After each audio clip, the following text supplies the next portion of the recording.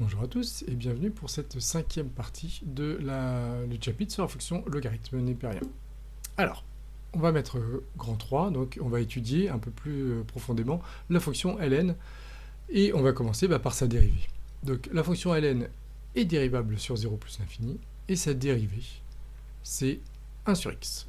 Voilà, alors donc nouvelle formule à connaître absolument, dérivée de la fonction ln c'est 1 sur x. On va démontrer ce résultat. Alors d'où ça vient? Bon, la démonstration repose sur une petite astuce. Alors on va admettre qu'elle est dérivable. On va démontrer combien vaut sa dérivée, mais on admet qu'elle est dérivable. Donc la petite astuce, c'est de poser pour x positif, f de x égale exponentielle ln de x. Alors ici, f de x, c'est donc une fonction composée de la forme exponentielle u. On va dériver f. Elle est dérivable puisque c'est une composée de fonctions dérivables.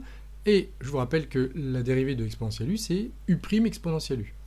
Donc ici, pour calculer la dérivée de f, on va faire la dérivée de ça fois exponentielle ln de x. Donc la dérivée de ln, on ne la connaît pas encore, donc on va écrire ln' de x fois exponentielle ln de x. Je le rappelle, u' exponentielle u. Bon, ça fait ln' de x fois x, parce que vous savez que exponentielle ln de x, ça fait x. Bon, mais on sait que exponentielle ln de x ça fait x, donc ça veut dire qu'ici aussi ça fait x. Donc ça veut dire qu'en fait, f de x est égal à x. Donc si f de x est égal à x, sa dérivée c'est 1.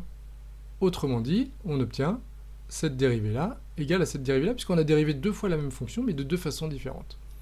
Donc on obtient ln' de x fois x égale 1, et donc ln' de x égale 1 sur x. Voilà pour notre dérivée. On va passer aux limites. Alors, la limite de ln de x en plus l'infini, c'est plus l'infini, même si elle croît très très très lentement, elle tend quand même vers plus l'infini. Et la limite en 0, c'est moins l'infini. Ici, on a l'axe des ordonnées qui est une asymptote verticale. Alors, pareil, on va démontrer ces deux résultats. Alors, c'est un petit peu plus compliqué que la démonstration de la dérivée. Alors, on y va. Il faut d'abord qu'on rappelle ce que ça veut dire que tendre vers plus l'infini. Ça veut dire que, quel que soit le réel a, il existe un réel m tel que si x est plus grand que m, alors f de x est plus grand que a. Autrement dit, quand je fixe mon réel a, je peux m'arranger pour que pour x soit suffisamment grand, et bien f de x dépasse cette valeur de grand A qu'on s'est fixé.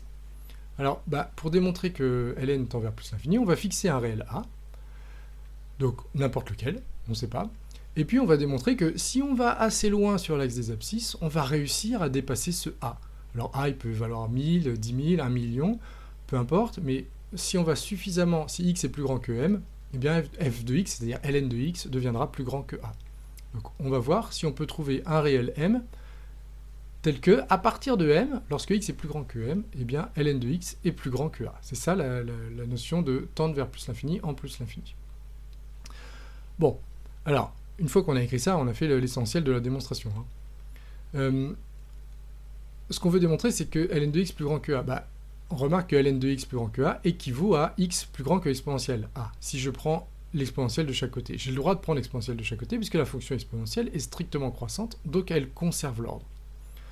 Autrement dit, il va me suffire de prendre, en fait, m égale exponentielle a, et donc, dès que x va être plus grand que exponentielle a, eh bien ln de x va être plus grand que a.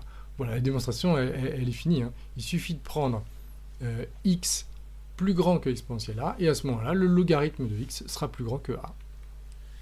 Voilà, on a bien cette limite.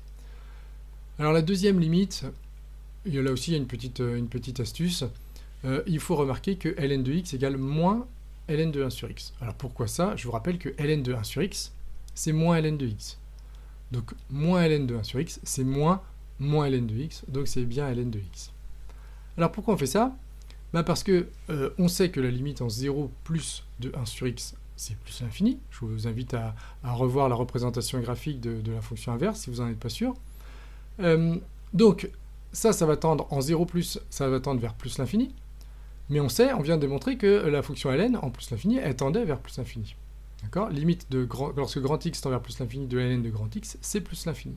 Donc la limite de tout ça, sans le moins, la limite de ln de 1 sur x lorsque x tend vers 0, alors c'est 0 plus, bien sûr, c'est plus l'infini. Et donc, voilà, la limite de ln de x, c'est la limite de moins ln de 1 sur x, et c'est moins l'infini. Voilà, bon, c'est un petit peu plus compliqué à comprendre, hein. Ce qui est important, c'est de bien retenir, en tout cas, ces deux résultats-là, et je vous invite à les retenir en ayant en tête la représentation graphique de la fonction ln. Alors, une petite remarque très rapide, la fonction ln est concave. Pourquoi ? Il suffit de calculer sa dérivée seconde. Si sa dérivée première, c'est 1 sur x, ça veut dire que sa dérivée seconde, c'est moins 1 sur x carré, et moins 1 sur x carré, c'est négatif. Donc, elle est concave. Le tableau de variation, on le connaît déjà. On n'oublie pas la double barre pour la valeur interdite. On retrouve bien les limites. Et puis, la représentation graphique, que je vous invite à faire bien proprement. Donc, les valeurs importantes, enfin, la valeur importante, c'est surtout qu'elle s'annule en 1. Donc, ce dont on se servira beaucoup, c'est qu'elle est positive après 1 et négative entre 0 et 1.